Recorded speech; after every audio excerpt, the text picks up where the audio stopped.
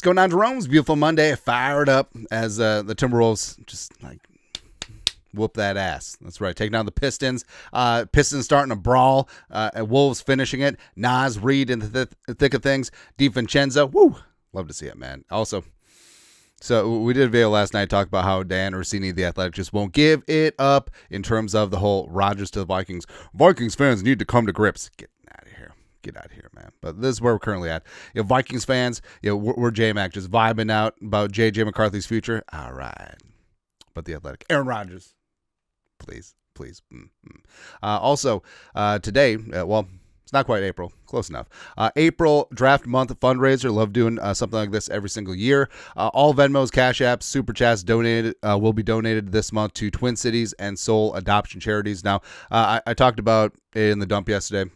I am adopted, as that's how I get the whitest name possible. That's why I get stopped in the airport all the time by extra security. No problem. But it's something that's near and dear to my heart, and it's something that we definitely want to support. And Korean adoptions have been in the news as of late, but supporting vetted out worthwhile charities both here and abroad, I mean, it makes sense. And I obviously, I was adopted. I know a lot of friends of ours have been working through adoption. I know that it's an arduous process, so any way that they can get more support is going to be great. And you guys have crushed it before, working for doing up for Toys for Tots, working for Twin Cities Food Shelves, and this one goal for the month, $2,500 in April. And it's a labor of love. Love giving back as well, and just thank you, Jerome's. Like, you guys crush it over and over and over again. Also crushing is NFL owners meetings. Coaches present down at, was it Palm Beach? Really, it doesn't matter. But the annual coaches photo is always fantastic. So 31 head coaches. Raheem Morris didn't make it in time for the photo. We can just Photoshop him in, or we can just AI guy believe him. But of course, our guy Kevin O'Connell is one of one. He's looking like the dad on vacation that went to a certain state where certain things are legal. Whoa. Yeah. I remember, so when legalized things was like a sort of a novelty in Colorado. Like, one of our friends got some stuff, and then we were all sitting in the hot tub enjoying like the mountains, Estes Park and stuff like that, and she's like, "These ain't working." Then she got up, whack. It's always dangerous. Anyways, Kevin O'Connell's that dad. Plus, that's a dad shirt. You know what I mean? This is from the Kirk Cousins Coles collection. Kirk Cousins Coles. No, that's too many Ks. But it's a good looking shirt. It looks like the TV, like when the signal goes out. There you go. But some of these other coaches, so Kevin O'Connell being flanked by Shane Steichen as well as Mike Tomlin. I don't know, like I can never tell when Tomlin is like happy or just like stressed. It's just like, who's my quarterback going to be? Is it going to be Mason Rudolph? Is it going to be Rodgers? Is it going to be Jackson Dart? None of the options are great. Then bottom row, you got Sean McDermott getting his jihad on. You got Nick Stupid Sirianni next to Andy Reid. The most one-sided Super Bowl in a long time. It's rough. Yeah, don't let that final score fool you. But I'm sure Andy Reid will get. Also, Sirianni. I feel like they should just fire Sirianni. That's a smug look. I don't know. Nah. Also, the other side. So the Harbaugh brothers are sitting apart, being separated by Pete, which is kind of funny, given Pete and Jim Harbaugh's history. It's good, but I don't know. Like, in this spot, it's like a movie about the Harbaugh brothers, and then you had an actor playing the Harbaugh dad. It's good. Who's got it better than us? Nobody. Also, Pete's looking like the substitute teacher. The retired teacher who still subs a couple days a month just to stay young. Yeah. Also, he's the one that wheels that TV in. I know that they don't do that anymore because they got like smart screens and smart board and stuff. But youngins will never know the pure joy of just like, hey, we have a substitute teacher today. We are watching a movie. It's good. Like I remember in my AP history class, we watched Band of Brothers. It was great. And it took 2 weeks because, I mean, it's 10 hour-long episodes. It was good. But Diamond Dan Campbell, whatever. Stupid-ass Sean Payton, whatever. You got Zach Taylor.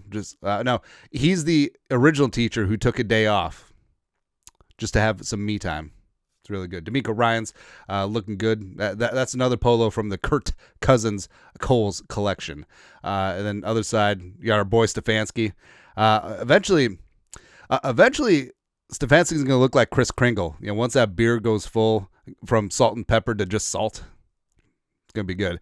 Kyle Shanahan is just like, bet the under 10.5 for my team.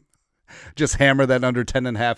Dave Canlis is just like, hey, Thielen's still going to be my receiver one. Brian Schottenheimer's like, why am I here? All right. I think Schotty could work out with the Cowboys. Maybe not, probably not, won't. Doesn't matter. Some of it does matter, though. So Kevin O'Connell with the great Kevin Clark talk about J.J. McCarthy stuff and things. I asked Kevin O'Connell what he'd say to a Vikings fan who asked to be sold on J.J. McCarthy. Awesome answer on what J.J. does well. Now, we covered this in length yesterday, but quote, I'm really confident and really excited to see him hit the ground running. He had a great off season, and he really went into depth about the attitude that McCarthy brings, his role in the Michigan offense, how it translates to the Vikings offense, and there's a lot of crossover and skill set, so there isn't going to be that steep of a learning curve. Also, even though he was injured last year, he was still able to be in all the quarterback meetings, able to talk with Kevin O'Connell about install, and just he really got the full education of what a rookie quarterback season was, despite not getting reps and not playing, right? So I think that all that is going to sync up, and the fact that he doesn't have to be that dude, right? All he has to do is distribute the football and make some plays on the weighty, meaty downs, as Kevin O'Connell likes to say, and that's it. That's it. I was like, oh, you have an improved offensive line, you have a team that can actually run the damn ball now, and you have the best wide receiver in the game. You have when he's healthy, a top 3 tight end, and he might not be 3, also one of the best wide receiver 2s in the league. And oh yeah, Aaron Jones is probably the best, one of the best receiving running backs in the National Football League. Also, he may be the best pass protector. So I think you're going to be good to go. Also, so this clip resurfaced. Vikes fan page. Love to hear Bill Belichick's insight on Vikings quarterback J.J. McCarthy from last year's draft. Quote, this guy's got a quick release. He can get the ball out. He reads coverage well. He's got a lot more experience. And that's true. And McCarthy does have a quick release. Also, arm strength-wise, he has a hose for an arm. Plus, he has a lot of experience under center. And that's not nothing. Because a lot of quarterbacks do come in from the shotgun spread, been playing 7-on-7 since they're 4 years old and stuff. But I mean, pro style offense, like, that still matters, especially under center, and the play action, the footwork, the technique, and everything like that. Like, that matters. Like, simple things, just like taking a snap from under center. Some quarterbacks don't come in the league with that, and that is an impediment at times, or something that they have to learn. Just another thing. But J.J. McCarthy has the tools. He's got the support staff. He's got the coaching. He's got everything, man. Also, so just open up like one of the Fanatics emails or NFL Shop emails, and I just saw a Rodgers Winter Warrior jersey staring back at me, and then I was like, oh yeah, Isaiah Rodgers picked number 2. Makes sense, right? Well, if Aaron somehow, some way managed to sign here, like, he'd probably take number 8, right? So we could repurpose all those Kirk Cousins jerseys. It'd be good. But I think Isaiah Rodgers is going to drop a deuce on the league. I really do. I think that he's going to parlay his 2-year deal here, really show up and show out, maybe earn a starting spot opposite Murph, be in that mix and make some plays. I think he's going to do that. There you go. Also, this is file this under soft. Kalen Kaler, a souse with direct knowledge of the competition committee's thinking. It says Green Bay's proposal to ban the tush push has support within the committee. There was heated back and forth today in football ops session about the proposal. Basically, so the Lions were voting that seeding goes by record and not just winning your division gets you a home game. Soft. Packers want to ban the tush push. Soft. At the end of the day, I think that it's fine. Like, is it football? Not particularly. I do think that the NFL needs to officiate it properly, because they're very big on illegal formations. A lot of the tush pushes from the Eagles are illegal formation. Like, you got the guards lining up over the ball or over the center. It's sort of ridiculous. But is it a health and safety thing? I don't know. Well, Chris Jones got hurt in the Super Bowl trying to defend it. Of course, he's laying sideways. But I think what it'll end up being is, like, I mean, what disincentive do defenses have? Like Frankie Louvu just jumping over and over and over and over again, slowing down the game, and then the ref's like, we could put points on the board. You ain't gonna do that. Now, everyone thinks that the league is crooked already. And then you got refs putting touchdowns on the board. It's not going to happen. But I mean, the Eagles still run it to perfection. No one else has really done it to their level. And should you ban it? Like, I don't know why they repealed the you can't push the ball carrier rule. I don't know. Who knows? Either way, of course, the Packers try to introduce this. Oh well, we can't stop it, so it's illegal. We're the Packers now.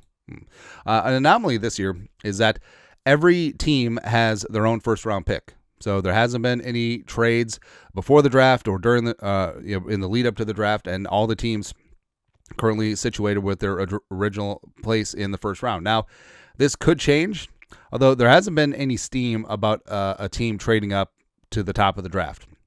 And usually that's for a quarterback. But it feels like the Titans are sticking and picking. Maybe the Browns move, or maybe they're all in on Shedeur Sanders or Cam Ward or whoever is left, right? So it's going to be weird because when the Vikings traded up last year with the Texans, moving the second-round pick and change to go up and get the Texans number 23 pick, so they would have number 11, 23, which eventually turned into 10 and 17, taking J.J. McCarthy, Diamond Dallas Turner, respectively. You don't really see that, all right? You see trades at the top of the draft, pre-draft all the time, right? You look at RG3, you look at Trey Lance, you look at this, that, and the other thing. But in the back end of the first round, that was weird because trades in the middle and the back end of the first round happen when the board plays out on draft night, right? Because usually it takes circumstances, and a lot of times GMs have these deals in their back pocket. If X happens, B will make a deal with them. If Y happens, we'll make a deal with them, etc. But again, it's weird that there was no trades, no 2 first-round picks and blah, blah, blah. There was no trades last year of moving up. Just odd. But things obviously will get shaken up on draft night, absent a trade up to the top, which I don't know. Hasn't been any steam. I doubt there will be before we get going. Someone who was a high draft pick back in the day, Isaiah Simmons, the pride of Clemson, coming out, and his NFL career just hasn't really clicked the way that a lot of people did. Kevin Brown, NFL, great follow. Give him a follow, especially this time of year in the draft. Hybrid linebacker safety Isaiah Simmons is still an unrestricted free agent. The 8th overall pick by Arizona in 2020. Simmons is still only 26, a unique athlete. Simmons 6'4", 238, ran a 4.39 40 coming out. Potential post-draft prospect for the Vikings, perhaps? Now, he is coming off an expired deal, but I don't think that he's going to get the cash that would count in the comp pick formula anyway. Right now the line of demarcation is about $3.5 million. Last year he signed a 1-year, $2 million deal with the Giants after coming off his rookie deal. So I don't really see it, but Simmons was a dude, man. Like I was super fired up about him coming out of Clemson, but I don't know. Like, it seems like Arizona is sometimes a place where prospects go to die. We're just like the failed Rondale Moore. They didn't do great with Byron Murphy Jr. Obviously, Simmons didn't work out because they traded him to the Giants. But I think Simmons has a unique skill set. Where do you play him? Is he safety? Is he an off-ball? Is he an edge? Is he a big slot? Is he whatever? Yes, he exactly is. As I think with Flores, just using versatility, using athleticism as a weapon, I think that Simmons would certainly be interesting for the Vikings down the line. Lastly, so joint practices are great because at a certain point, teams get sick and tired of beating up on each other. And what will happen is that 2 teams will get together ahead of a preseason game in the city where the preseason game is going to take place, have a couple days of practice, blah, blah, blah. Vikings had that last year with the Browns, 2 years ago against the Titans, where T.R. Tart just completely destroyed Garrett Bradbury. But it's like, hey, let's keep him around. Cool. Mike Reese, the Beast, beat writer for the Patriots. The Patriots have had conversations about holding joint practices with Washington would be home and Minnesota would be away. Nothing is official as there's a process that requires NFL approval before the practices are married up with preseason game scheduling. The league generally grants teams at least one request. And, of course, the Vikings and the Patriots go way back on chiroprac. Kevin O'Connell, Mike Rabel, former teammates. Flores, of course, with the connections with the Patriots, too. So I think that would be... It would make sense. All right, so the Patriots would be here. So one of the Vikings' home preseason games would be New England. I mean, Drake May versus JJ for a series. I don't know, but would absolutely love to see it. Plus, yeah, just the way that there's been such a sea change with the Patriots. Like, they went hard in the paint in free agency, Milton Williams, etc. They're going to have a high draft pick. I mean, could we see Abdul Carter with the Patriots? Could we see Travis Hunter with the Patriots? That would be awesome, seeing Travis Hunter, see if he actually is a two-way player, what the Patriots' plans will be with him. But either way, it would be good to go in that regard. But that's it. That's it. Vikings Monday News Dump. You guys are the best. Subscribe for daily Vikings takes. Want to support the work? Put a little something in the Venmo. Adoption month. Woo! You guys are the best. Always the best. Simply the best. Skol, production value.